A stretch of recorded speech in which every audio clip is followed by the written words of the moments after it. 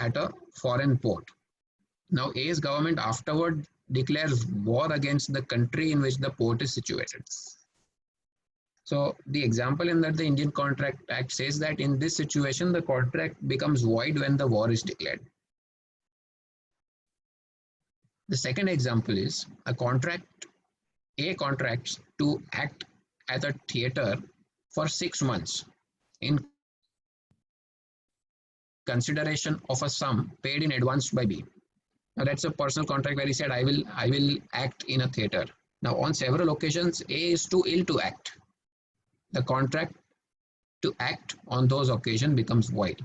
So this is what is attempted to be covered by Section 56 of the Indian Contracts Act.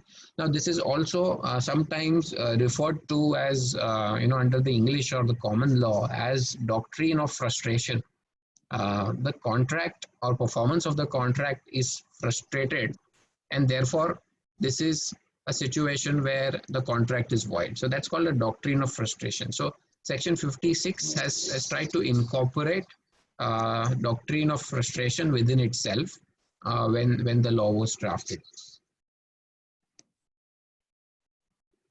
The next important section here is Section 32, and I'll tell you why this section is important, but let's first go through the contents of the section. We read Section 56, which says impossible, unlawful act, contract is void.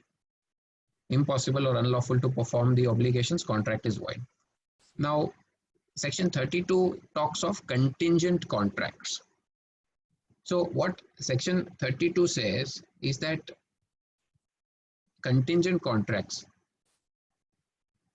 it talks of contingent contract, which means that if I have agreed to do something contingent upon a certain event, then if that event happens, only then I am required to perform that obligation. Or if that event doesn't happen, only then I am required to perform that obligation.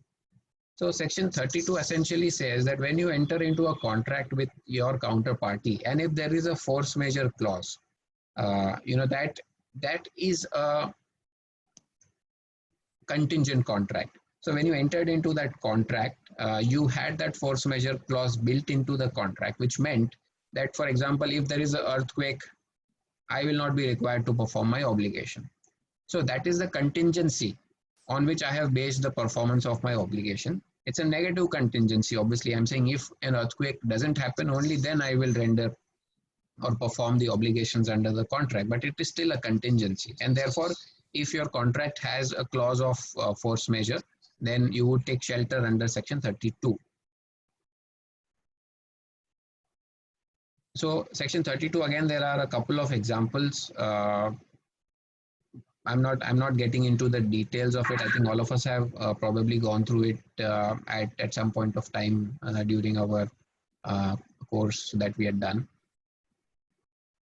Now, another aspect. So we read Section 56. We saw what is typically there in a force majeure clause. We referred now Section 32 of contingent contracts. And then is this Ministry of Finance Office Memorandum that has come out on 19th of February on force majeure, where Ministry of Finance has essentially communicated to the procurement teams of various departments that, this is an extract of this office memorandum. It says that a doubt has arisen if the disruption of the supply chains due to spread of coronavirus in China or any other country will be covered by force majeure clause. In this regard, it is clarified that it should be considered as a case of natural calamity, and force majeure clause may be invoked wherever considered appropriate, following due procedure as above. So what the Ministry of Finance believes, and this is again, when this situation was there in China, where because of supply issues in China, some of the industries were not able to complete their part of the obligations. At that point of time is when this office memorandum had come. Obviously, since then things have been a little bit worse off, and situation has changed a lot in India. Thereafter, we are under lockdown, etc., etc. So even if something happened in China and because of that supply chains were disrupted, then the Ministry of Finance calls it as a natural calamity, and FMC may be invoked wherever considered appropriate, following due procedure as above. So, Now, another aspect before we get into a flow chart, which will give you complete clarity on the topic, is understanding the force majeure clause in your agreement. So when you will, or you or your clients will sit down, and I'm saying you because some of it will also apply to you. For example, chartered accountants who are having offices on leave and license would also have applicability, and will have to evaluate the force majeure situations in their contract and even otherwise. So first you need to see, is there an express force majeure clause in your agreement? If there is an express force majeure clause in the agreement, then does the force majeure clause require you to give a notification to the other party in a time-bound manner? Now the lockdown is in place at least since 24th of March 2020, and if pursuant to the contract you do desire to invoke the force majeure clause or take any kind of shelter under the force majeure clause, and if the clause requires a notification, you are required and you are expected to send that notification. So therefore all the I think corporates and parties are now busy looking at their various agreements and force majeure clauses in those agreements and seeing whether any notification needs to be sent. Does it permit suspension of obligations only, or it permits a right to terminate at the end of certain period of continuing force majeure? So if you have a force majeure clause, so assuming you have sent the notification, pursuant to the notification, can you suspend the obligations for a certain period of time, or do you have a right to terminate the contract? Depending on what right is there in the contract and depending on what you want to do or what you determine is doable in that situation, you would send the notification with that express option. Now, are you doing enough to minimize the impact of the force majeure? So another important aspect is to minimize or mitigate the impact of the force majeure. So if you plan to invoke a force majeure clause or certain aspects in a particular contract, then you need to make sure that you have taken enough steps to minimize the impact of the force majeure, and you need to keep documentation to that effect, because as of now nothing is going to move. It's lockdown, no one is going to pay anyone, everyone are going to send notices to each other. But when the matter ultimately goes to court, if you have taken timely action and you can demonstrate that you have documentation to demonstrate that you had taken steps to mitigate, then in that situation you will be able to say that you have done enough to mitigate the impact of the force majeure. Now, one important judgment, and this judgment we will refer again and again in this document or in this presentation.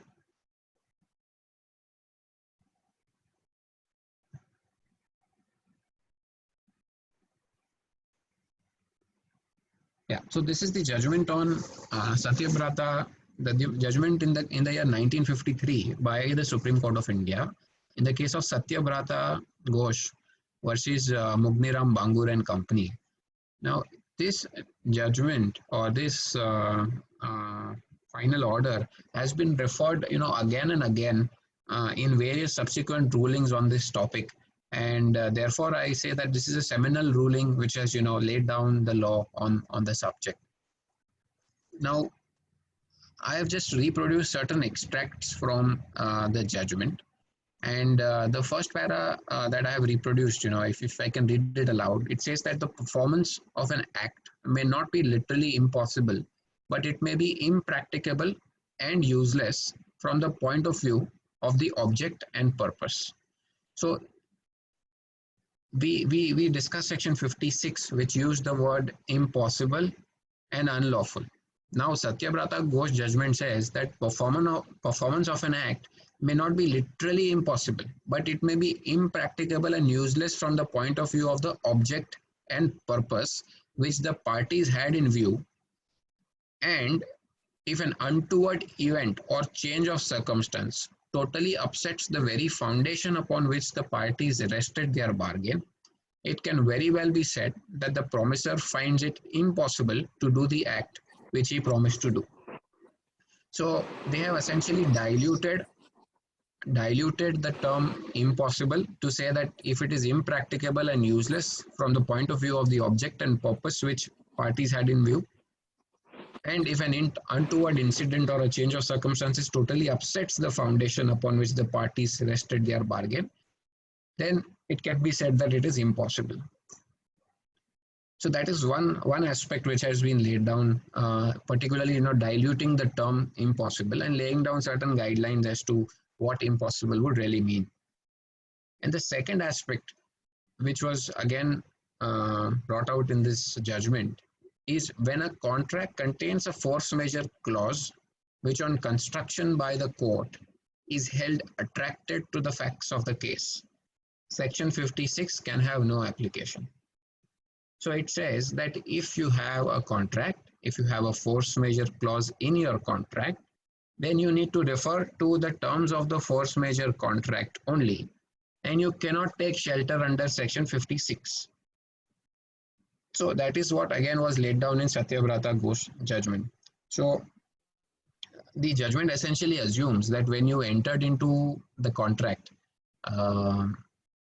if you had a force majeure clause in your contract, that means you as commercial parties thought about that situation and you felt that, okay, these should be the situation which should be carved out as a force majeure event, and the remaining situations should not be carved out as a force majeure event, and therefore you refer to the force majeure clause in your agreement and do not refer to Section 56. So with that judgment, I have tried to put this in a way, in a kind of a flow chart which makes it easier for all of us to understand and get the concept absolutely crystal clear in our minds. And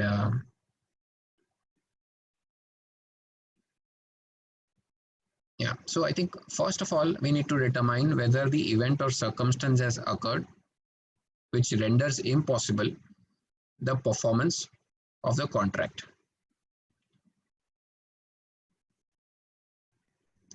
Yeah, so if you refer here, whether the event or circumstance has occurred which renders impossible the performance of the contract. So whether COVID-19 has rendered impossible the performance of the contract. If the answer is yes, then we go to the next step, which says that whether there is a force majeure clause in the existing agreement.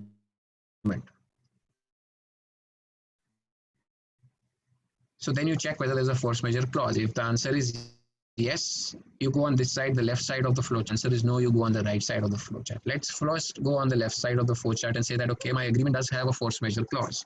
Okay, now what do I need to do next? Okay, refer the force majeure clause and you read it along with Section 32 of the Indian Contracts Act, which talks of contingent contracts. So those are the two things which is relevant for you to read through the whole understanding on the subject.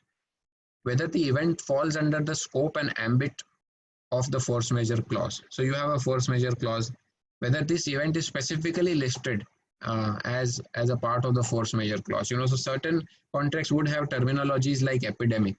Now, the way pandemic is defined is, an epidemic spread out over a larger area is generally defined as a pandemic. So if even an epidemic as a word is included in your force majeure clause,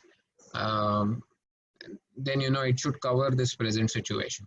If say a word epidemic is not included, then if a general clause is inserted stating that any event or circumstance which renders the obligation of the party impossible to perform, or such kind of a generic language in the force majeure clause, even in that situation you can for a moment say that, okay, let's assume this situation is covered into that general clause, and therefore my force majeure clause does contain that this situation. If the answer is yes, okay, it either covers epidemic or it is covered in the general language of the section, then you would notify the force majeure to the counterparty. First of all, whether to invoke force majeure or not again is a separate topic, because in not all cases you would want to invoke force majeure, because invoking force majeure has its own implications as well, in a way that both parties are thereafter not required to perform their obligation. So whether to invoke a force majeure or not. But if you have determined, okay, that you want to invoke force majeure, then you would notify the force majeure and pause the contract or terminate in accordance with the terms of the agreement. Now, if you do that, I have classified that as a low litigation risk, in the sense that, you know, you have express provisions in your contract and you're going by that, and therefore the litigation risk in the overall process is low. Now, if say you do not have the word epidemic, or the generality of the force majeure clause in your agreement does not cover this situation, generally speaking, if the answer is no, then it, you know, your force majeure clause would have natural calamity as a terminology for sure. But you know, then you will need to take reliance on this Ministry of Finance notifying or office memorandum, which says that force majeure is a natural calamity.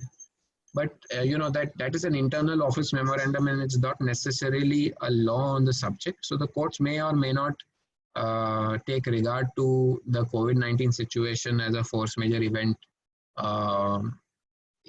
You know, if natural calamity as a word is included in your force majeure clause.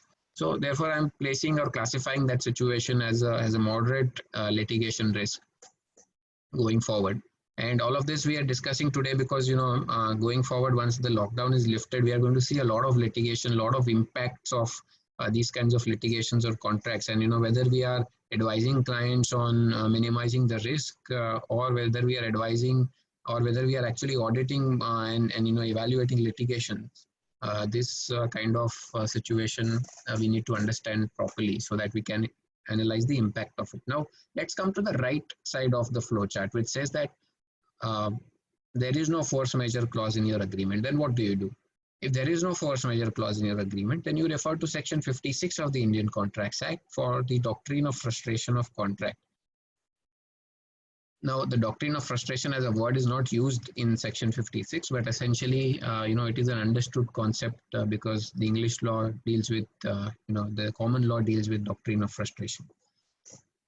Now, whether it can be held that it is impossible or illegal to perform the contract. So once you have come to Section 56, you have to again determine whether it is impossible or illegal to perform the contract. If the answer is yes, it is impossible or illegal to perform the contract, then you would take shelter of the doctrine of frustration and you would send an invocation notice for that, in the sense that saying that Section 56 is applicable and I am not able to perform my part of the contract, and therefore as per Section 56 the contract is void. If you do that, to my mind, the litigation risk is low in that situation. But if obviously it's not impossible or illegal to perform the contract. For example, if you can work from home and complete your obligations, or if you can, or if you are in essential services segment where you are still able to or allowed to perform your obligations, then, you know, then you would have to continue to perform the contract. And if you don't perform your contract in that case, then there's a high litigation risk involved in that. So that is how we were classifying the whole flow. And I will share this presentation as well. In fact, I have already shared with the organizing committee, and probably they will share with all members in the webinar. So we refer to the Satyabrata judgment. Now let's refer to another judgment. Satyabrata was around 1958, 1953 if I'm not wrong.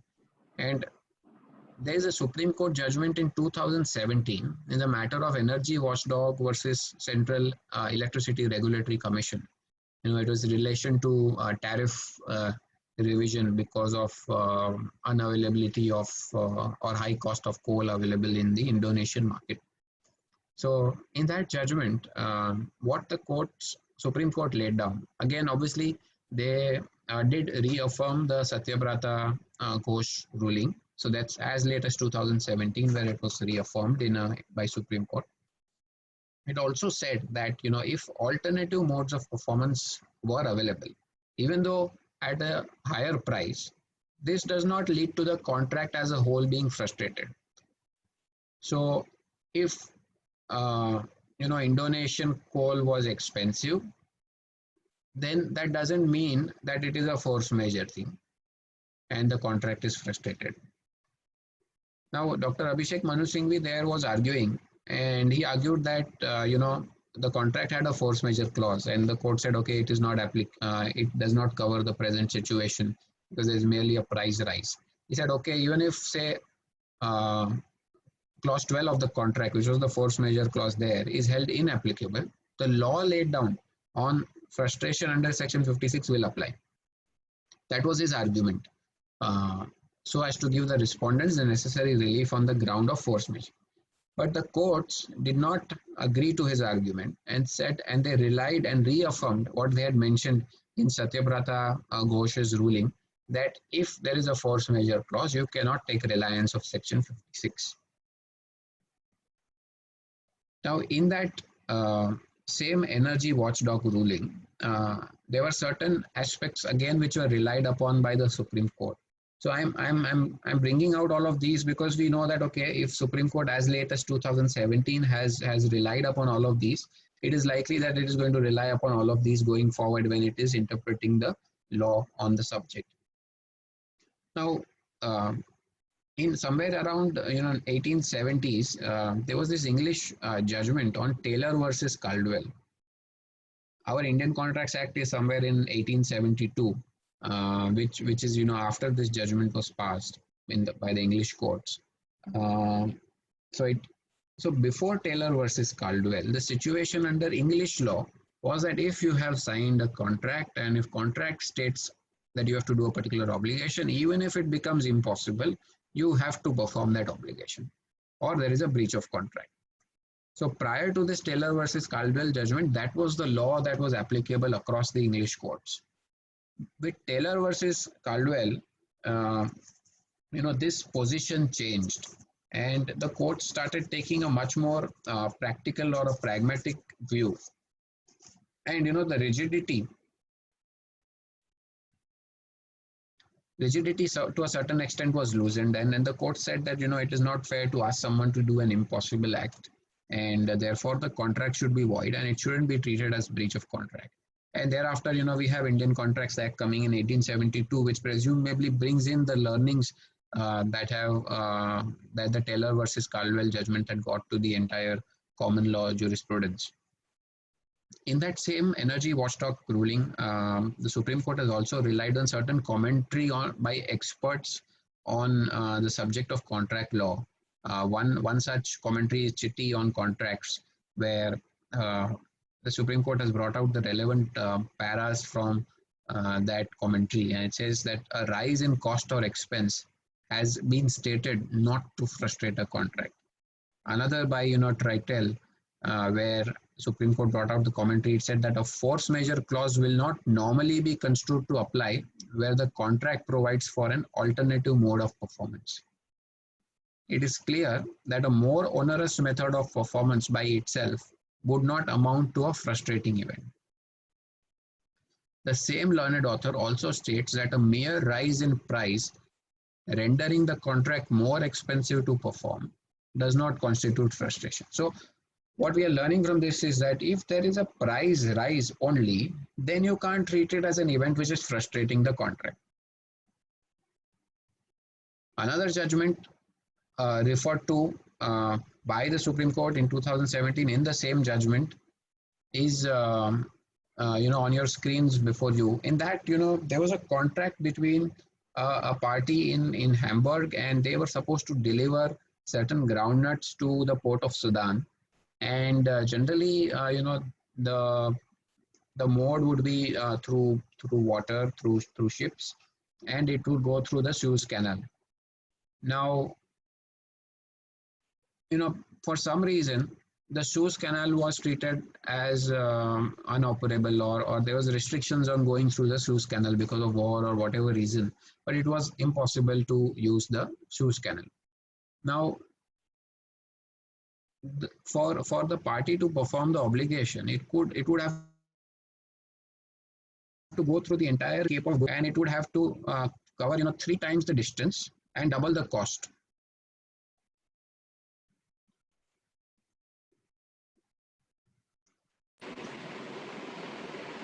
Yeah, 3 times the distance and double the cost. Now,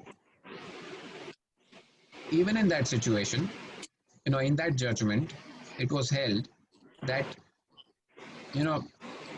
even though the contract has become more onerous to perform or more expensive to perform, it was not fundamentally altered. Where performance is otherwise possible, it is clear that a mere rise in freight price would not allow one of the parties to say that the contract was discharged by impossibility of performance.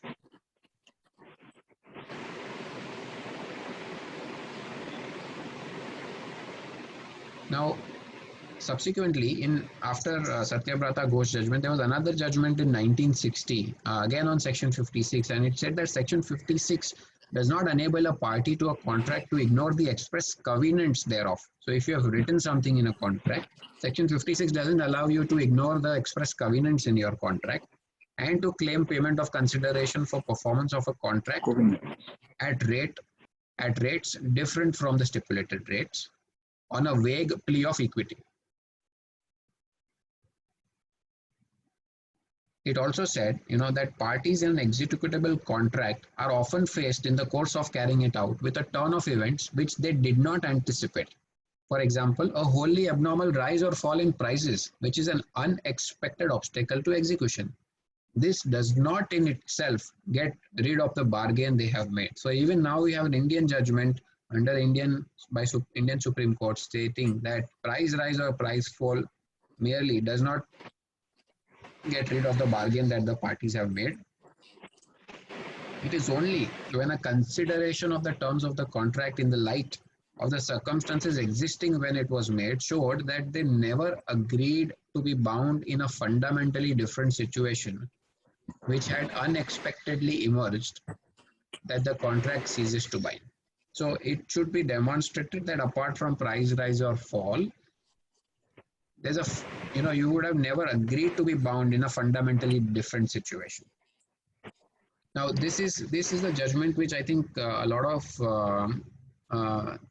parties would use as well to state that if I quoted a particular contract and if this is a fundamentally different situation, in this situation I would have never quoted a particular price, but the jurisprudence generally is against you, but yes, to a certain extent, this judgment is useful in your case, if that is the case. Now, thereafter in 1968, the courts again, laid down that the courts have no general power to absolve the party from performance of its part of the contract, merely because its performance has become onerous on account of an unforeseen turn of events. It has also been held that applying the doctrine of frustration must always be within narrow limits. So courts do not have an unfettered right to, change the terms of the contract. That is what. So there are certain restrictions on the power of the courts as to what extent they can go.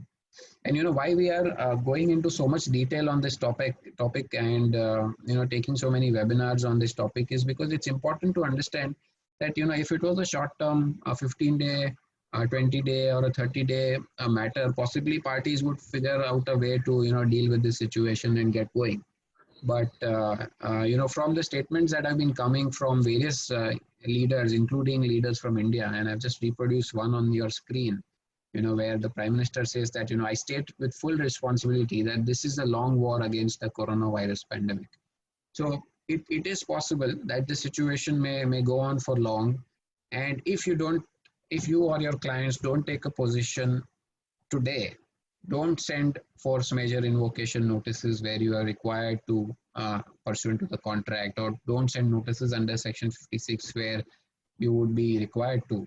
Then, raising it subsequently would mean that for this period, possibly you may have waived off your claim for force majeure. Now, again, that's not something which is very clear and will depend on a case-by-case basis.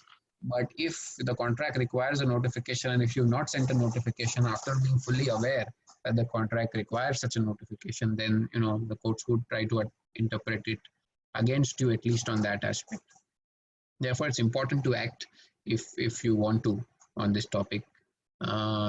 Let's not only think about it as a 15-day affair or a 21-day affair. Possibly it may go on for long, and if it goes on for long, we need to act today, knowing or assuming at least as a reasonable precaution that it may go on at least for a few more months possibly.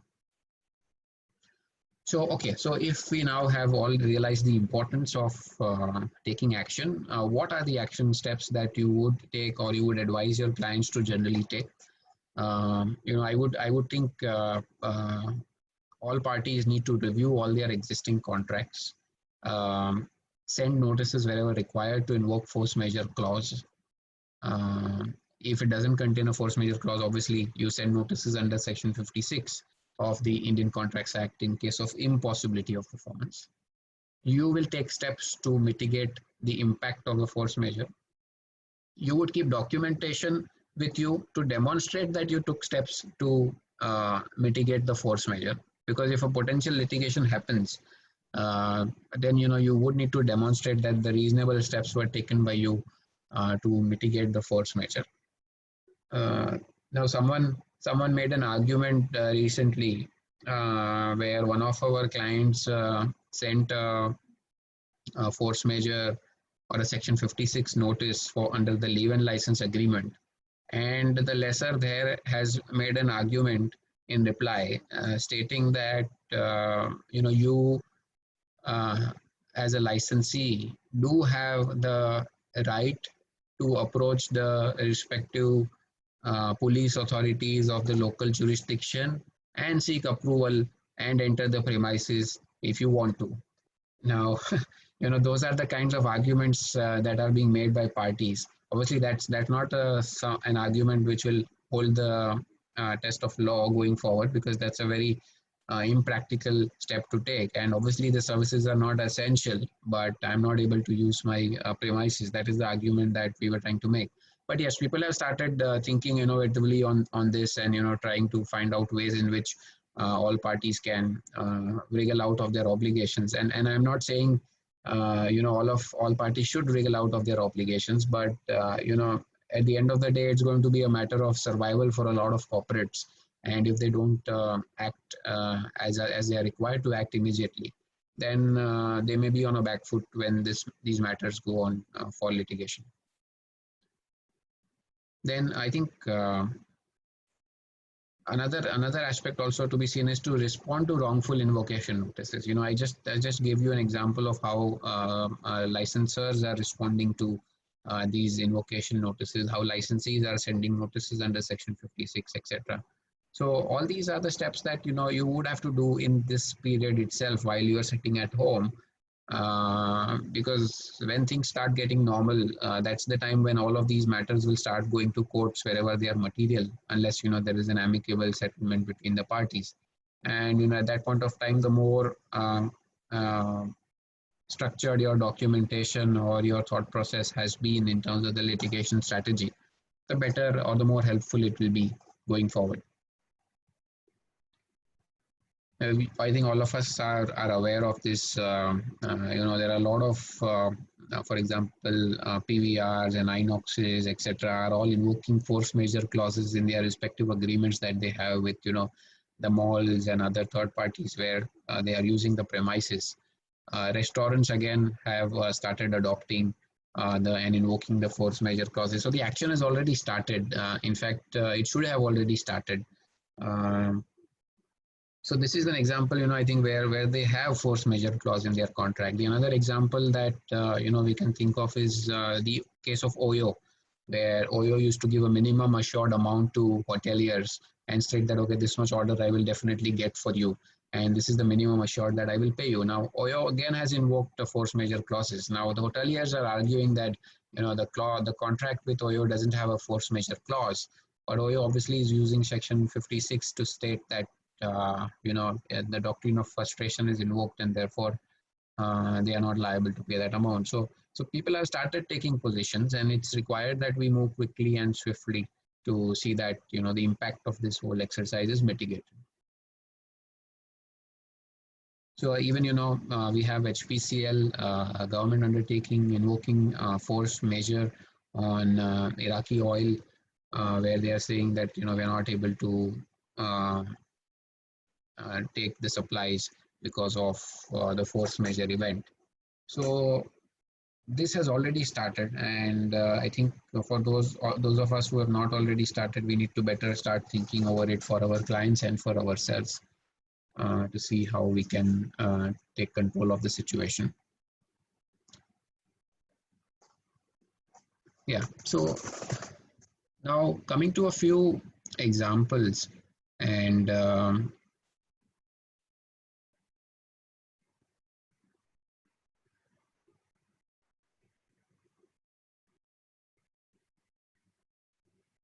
we have some chats as well where we have questions, but I think we'll take all the questions in the end.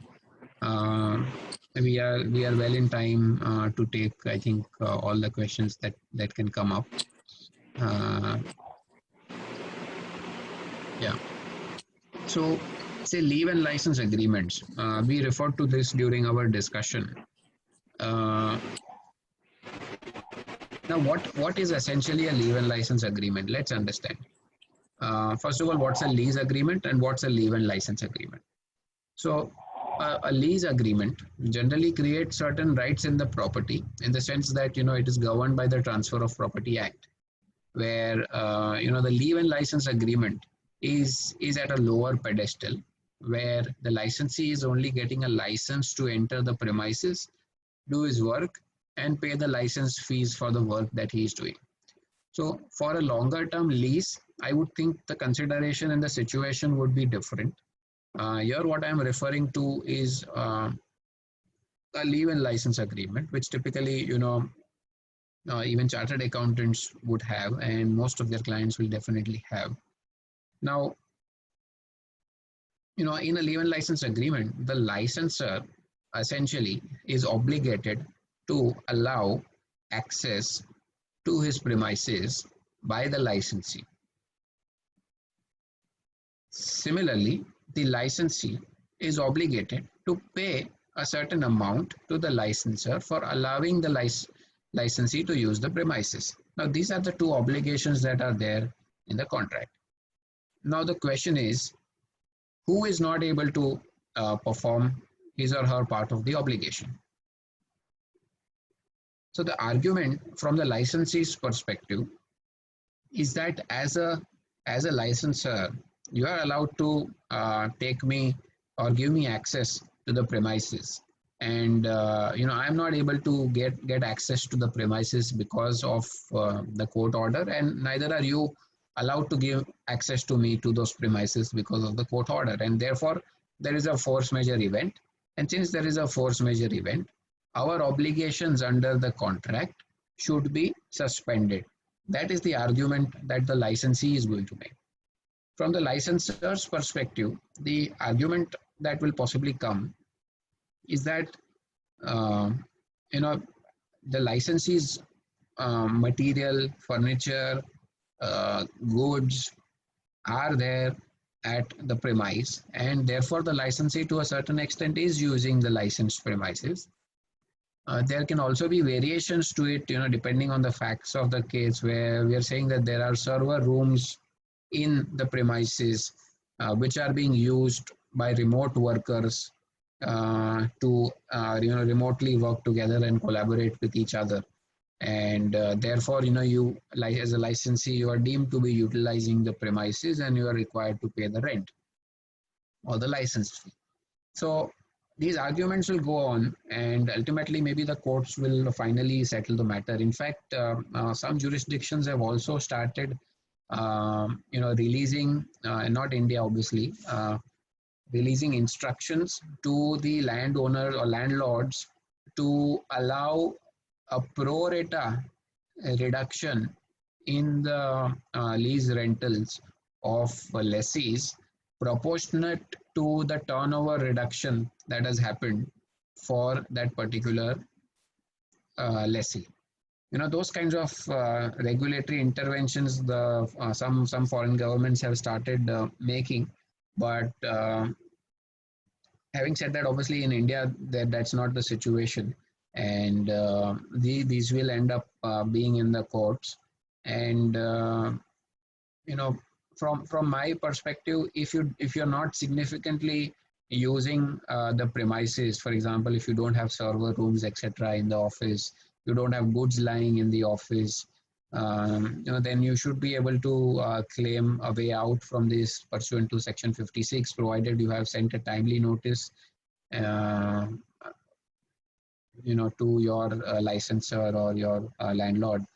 Now, while you will do that, we need to be careful and we need to understand that the licensors do have a 6-month deposit, which can be used by the licensor to arm twist the licensee to make the payments. And all those situations are practical considerations which need to be evaluated on a case-by-case basis. But in terms of the legal position, I think the licensee has as a good case if he doesn't have too much on the premises to say that you didn't allow me to access the premises as well, and therefore I also am not required to pay the license fees. And that's what most of the corporates also have started doing nowadays, in terms of invoking or sending Section 56 notices or force majeure notices, as the case may be. So that's one of the examples. I think the other example is supply agreements. You've signed a lot of, suppose your clients have signed a lot of long-term supply agreements where either they are procuring something or they are responsible for supplying. And because of this COVID-19 situation, supply is not possible. Now, there are 2-3 reasons why supply is not possible. For example, say if you're saying that the raw material cost has shot up, or you're saying, and therefore it is not practical to manufacture at a particular price, or you're saying that labor is not available at site, staff is completely not available, and therefore I'm not able to continue to supply. In those two arguments, I think the unavailability of labor is something that will stand more as compared to the cost of raw material shooting up. Because we've discussed in the past, a lot of judgments have laid down that increase in price cannot be the only justification for frustration of contract. So you'll have to evaluate supply contracts to see where you are a supplier, you would want to see that you are able to supply, and if you're not able to supply, then you invoke the relevant clauses in your agreement or give a notice under Section 56. And if you're a customer, you need to see whether your supplier is taking all steps to mitigate. You need to take information, status, updates from him as to how they are taking actions in terms of mitigating the cost of it. Obviously, a lot of renegotiations will happen in this whole process. Even for the leave-in license example, I think the best way forward for a lot of parties would be to amicably negotiate to a certain number between both the parties rather than getting into litigation. But that is if both the parties agree, which is not going to be in every case. Then there are these EPC companies where probably there are government tenders, etc., where they are working, and generally these government tenders are particularly one-sided, where the government would have most of the clauses in their favor, and they are having, for example, manpower at the site. The manpower is lying idle. They are supposed to pay the wages to the manpower because the government is advising that you need to pay the wages. At the same time, work is not happening. Now, who bears the cost of the increased labor that is lying at the site? Now, all these questions are going to come up, and parties have already started sending legal notices to each other, stating that okay, for someone is saying, the suppliers are saying if we invoke the force majeure clause, the issue is that the force majeure clause mentions that no party will be required to incur any additional cost in happening of a force majeure event. If that is the case, and if I do invoke force majeure clause, that means the customer will not be required to pay me any additional cost. And therefore each case will need to be seen on a case-by-case basis, evaluated upon, and a call need to be taken upon thereafter. Certain other examples, if you have lease lines, telephonic connections at your respective offices or your clients' offices, whether you can say a force majeure event has happened and you say we will not pay the cost. I think that is less likely for you to say, because you do have a right to terminate those services and connection through a telephone call if you want to. So taking a position of force majeure there will be a little difficult.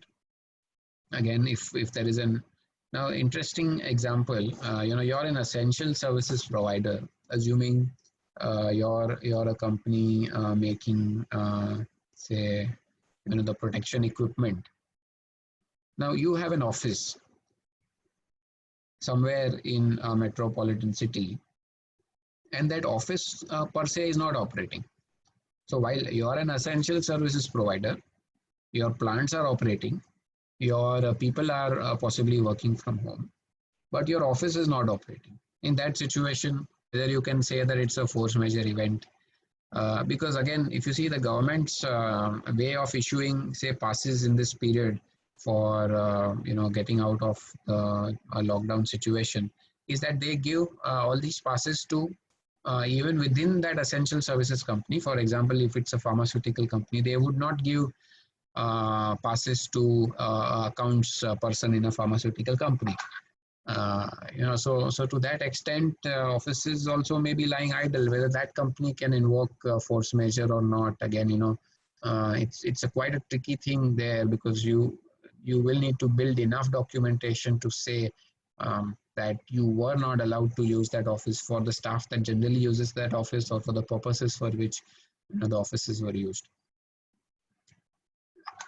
Then I think another is say loan agreements. Would loan agreements have generally be permitted to be covered under the force majeure or section 56? So generally loan agreements do not have force majeure clause, and both parties are permitted to make payments. Online banking systems are working. So I would say loan agreements, it will be difficult to argue force majeure, but you do have government providing you relief on this. For example, another client which we were advising on, we had sent a force majeure notice on behalf of the client. Now, this was somewhere prior to the RBI announcement, and the other side, replied stating that we have to pay EMIs on a monthly basis, and we also have a lot of cost to occur, and you will have to pay us a rent.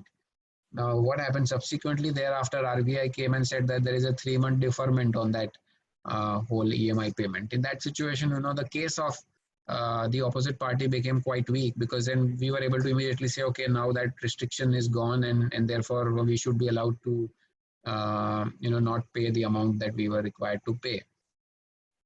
So replying to notices, etc., we need to pay careful attention to these kinds of situations, because the situation is so fast evolving, so fast moving. Everyone is under a new situation, and everyone is trying to create innovative ways to get through this situation.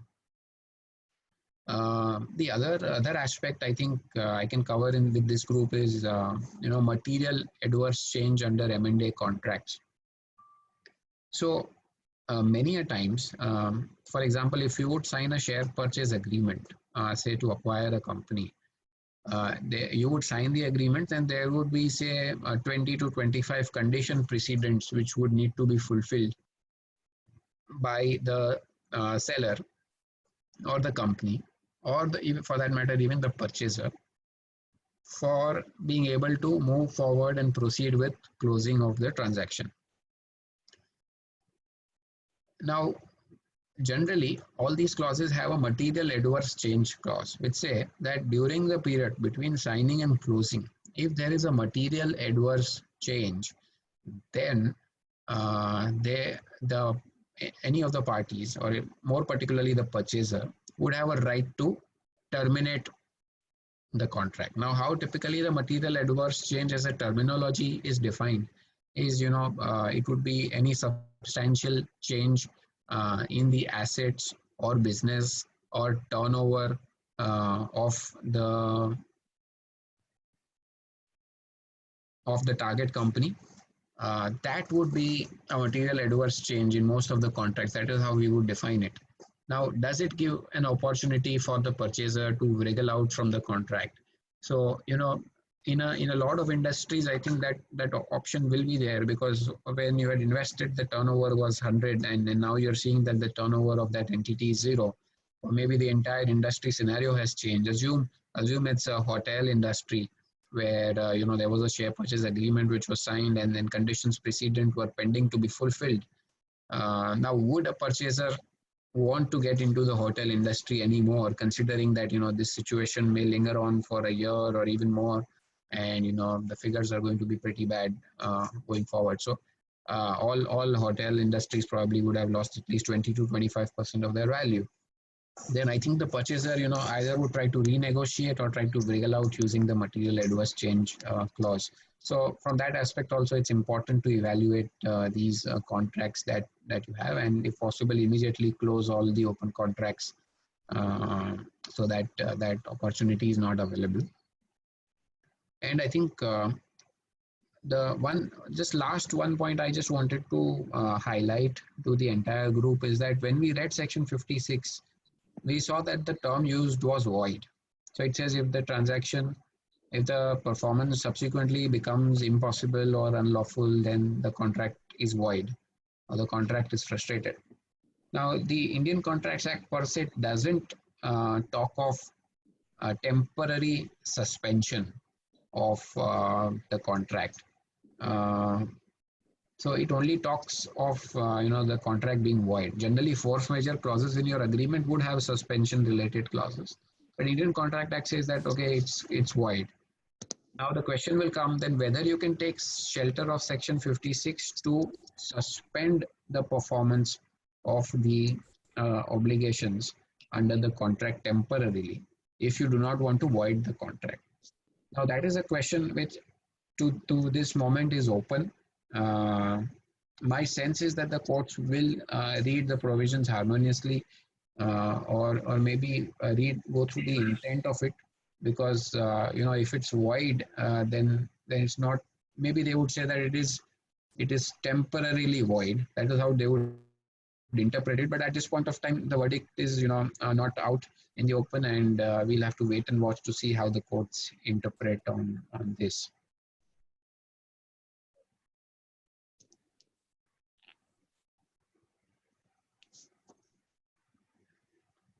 So I think with this, I would actually like to open the floor to questions and see if we want to discuss any particular situation.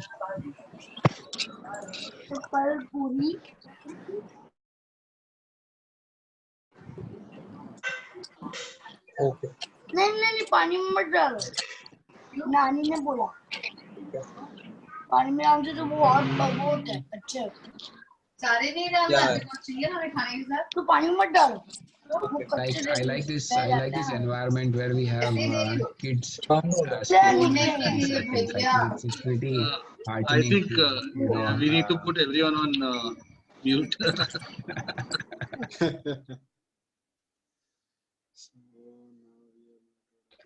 I will just unmute myself. Yeah. Correct. So first question has been raised by iPhone. I have requested him to rename him, but he has mentioned his name as iPhone. So I will. Aditya, that's me, Nikhil Porwal. Okay.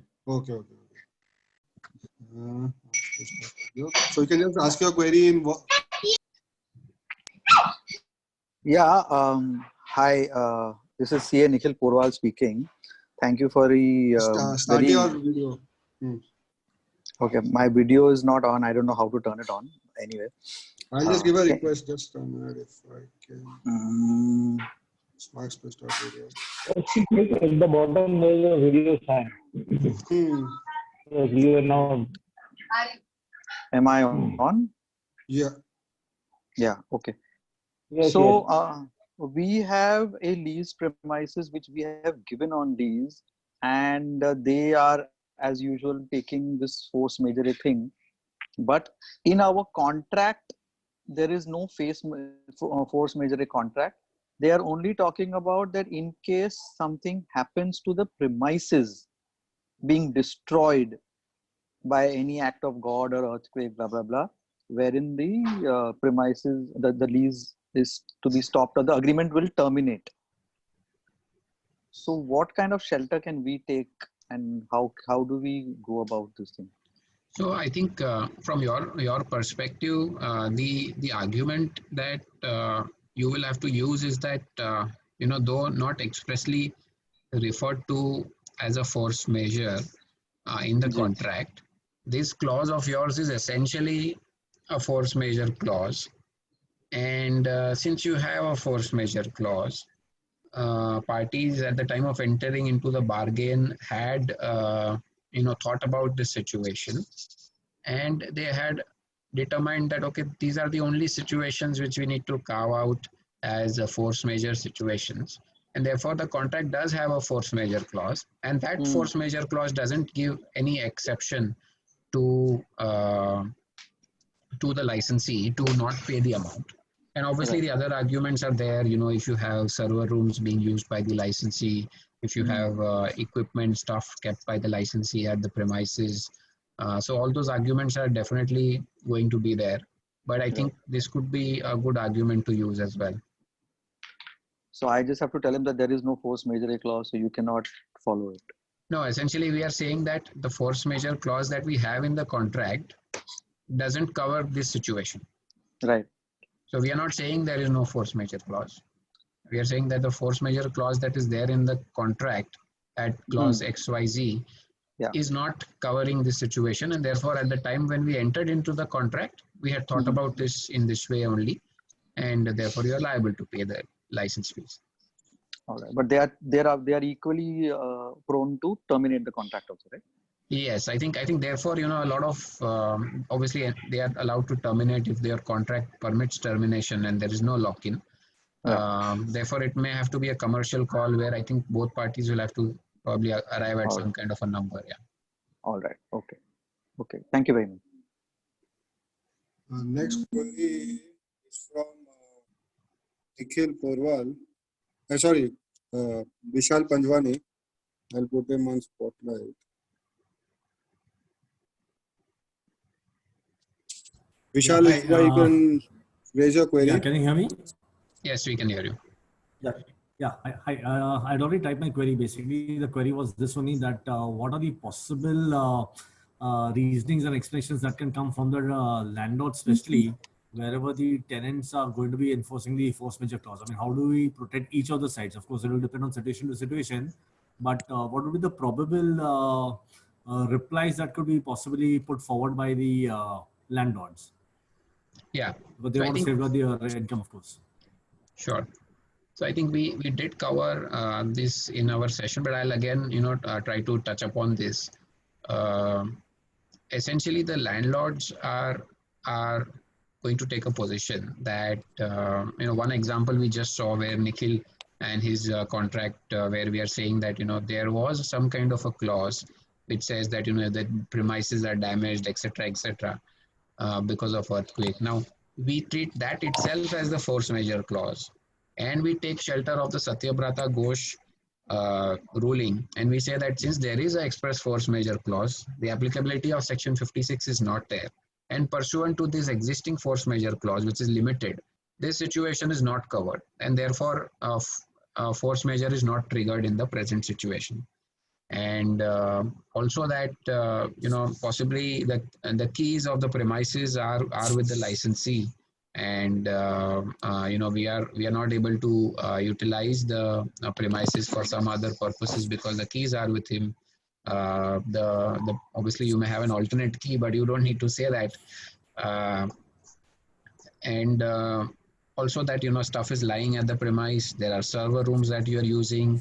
There are existing electricity connections. There are existing lease line connections, telephonic connections, all of which the bills or invoices the licensee would be paying or going forward will be required to pay.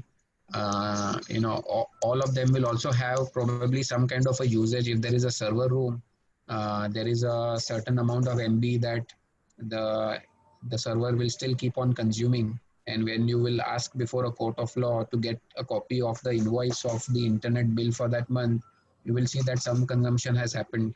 If some consumption has happened, that means to a certain extent the premise was used. So if this, to a certain extent the premise was used, then the license rent is payable, is what the licensors would argue. Okay, thanks. Thank you. Next query is by Amish Sangoi.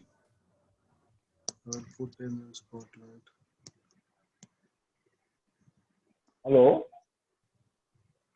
Yeah. What is the situation for the manpower contracts with government and private companies? Yeah. So, you know, again, it will depend on what the terms of those contract are. So there are two types of situations that I think we are seeing with some of our clients is one is where you have certain workmen on your plant which you are hiring on a contract basis, through a contractor. And second is a situation where you as a company are required to supply certain manpower to say government companies or private companies. So I think in both those situations, the restriction on manpower is there because of a government order. So it has definitely become unlawful to perform the obligations under the contract. So as far as whether it will be a breach of contract, it will not be a breach of contract because you're not allowed to perform the obligation to supply manpower, and no one even needs your manpower for that aspect. I think what will be relevant is the cost that you will be required to continue to incur for the manpower. Who bears that cost? And it will really depend on the contract that you have, whether it is a fixed price contract or whether it has some kind of an escalation clause built into your contract, where you could utilize that escalation clause in the contract and say that I should get X plus a certain percentage, and this is my cost, and therefore you're required to pay me. So again, it will be it can't be a straitjacket answer. I think it will have to be dependent on the particular facts of the contract and circumstances. What with the government agencies of manpower? So when you say government agencies, can you elaborate a little bit? So what kind of contract is this? So Like one of my clients is having an ambulance in Mumbai International Airport, 6 ambulance. Plus he is supplying the manpower also. So he is giving this manpower to various private companies also. In that case, now what should be done? Like in Mumbai International Airport, there are the 6 ambulance of one of my clients, where round the clock 24/7 the persons are there. Near about 100 employees are there. Like drivers are there, mod boys are there, compounders are there, doctors are there. So this will be pursuant to a contract, right? Where you would have a force majeure clause or not in the contract for supply. But what government will take a call? That's the main question. Or they will. So I think what the Ministry of Finance in terms of the office memorandum has communicated to the central government employees or the central government procurement agencies is that you should invoke it in appropriate circumstances wherever deemed necessary.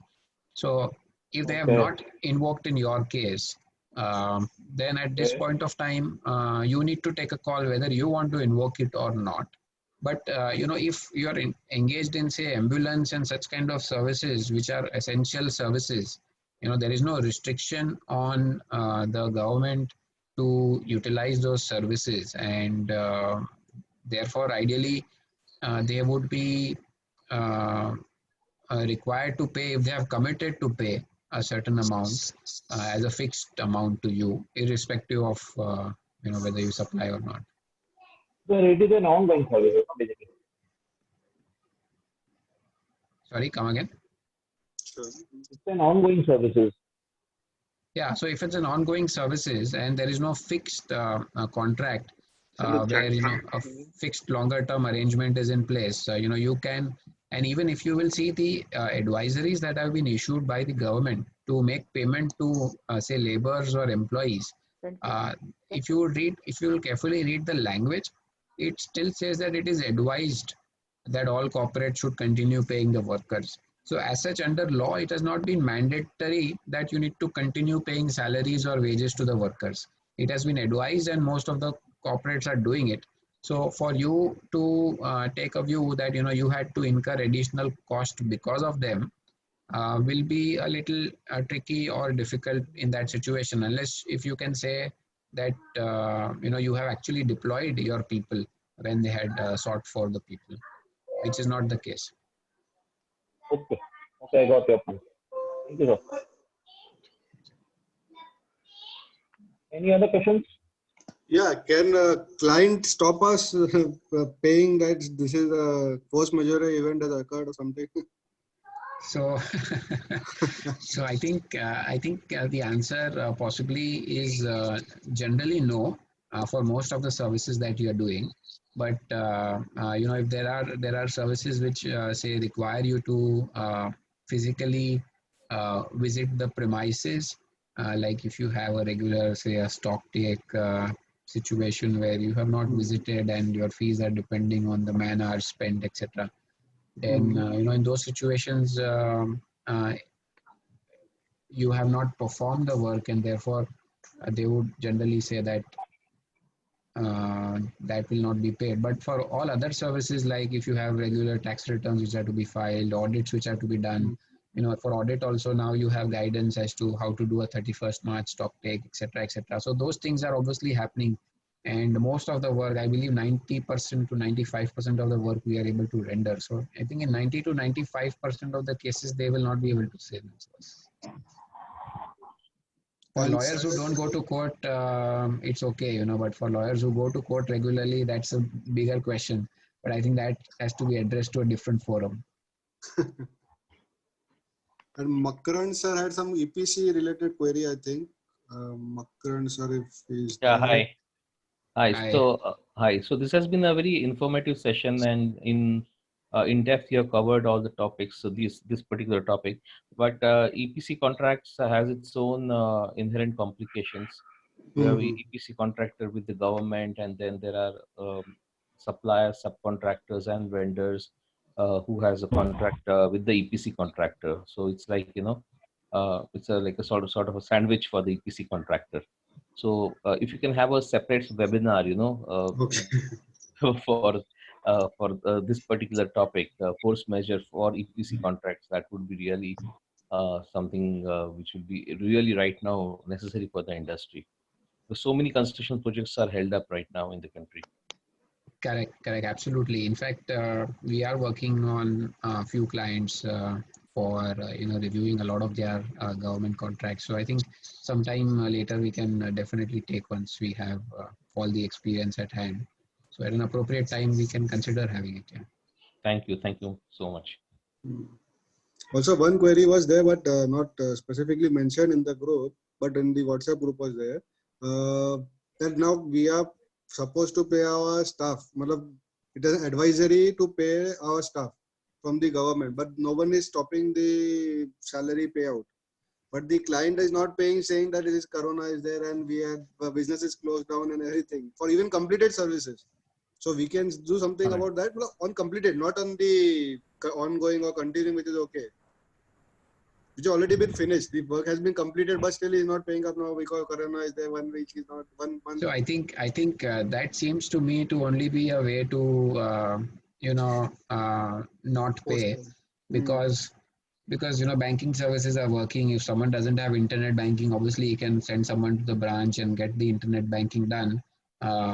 So it's possible for someone who wants to pay. In fact, it's the real test of what kinds of clients you should keep going forward and what kinds of clients you should avoid if you have a choice. So I think one is if a client is not able to pay, he should say that he is not able to pay.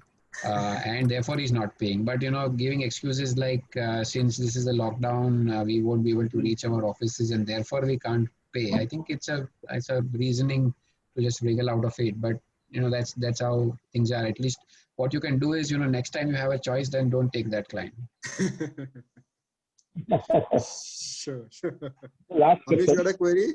Last query? Yes, last only I had written there. It is posted by my client only. He is also in the group. We are providing essential service to private and government operations if our staff gets COVID-19 and they suffer with moderate illness or dies. How to get compensation from government? So I think one is who will be the person who will be immediately liable. So as an employer of that person, the employee can claim the amount from you, as a vicarious liability, because he's working on the job for you.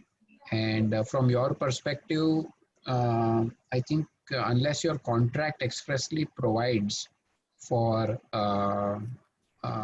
some kind of a compensation or a damage clause, where and you are able to demonstrate that the damage is because of actions of the other party, only then you'll be allowed to claim that amount from the counterparty. And in this case, I don't think you will be able to do that unless if you have taken some kind of an undertaking from the customer at whose premises you are sending the people. If you're taking an undertaking from them and sending them, that's a separate issue. But otherwise, you will have to still pay your workers for whatever liability they have incurred vicariously. And I don't think your customer will pay you unless you have an express contract or if he's too generous to pay you. Okay. Thank you. Okay. So, Any other further questions? Sorry? Any other questions? Yeah. We can close for the meeting. Yeah, I think we can. And it was a very informative session. So I'll request Amish to kindly give a formal vote of thanks on behalf of all our members. Thanks, Janak bhai, for accepting our invitation, and also your presentation was very good. And it was an informative session, and we have got 2-3 comments also for yours. So with this, I close this session. Thanks, Janak bhai, for coming. Thank you so much. Thank you everybody for being here. Thank you. Yeah, thank you for Thanks, accepting. Thank you very much. Thank you, Janak. Thank you. Stay safe. Thank you. Stay home. Thank you so much. Thank you. Thank you very much. Thanks a lot. Look Bye. forward. We look forward. Yeah. Thank you, Mr. Bhatia. Thank you. Thank you.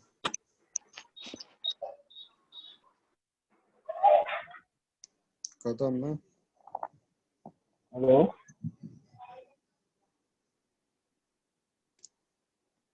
अभी किसने डाला रे? क्या query है? Thanks. चल.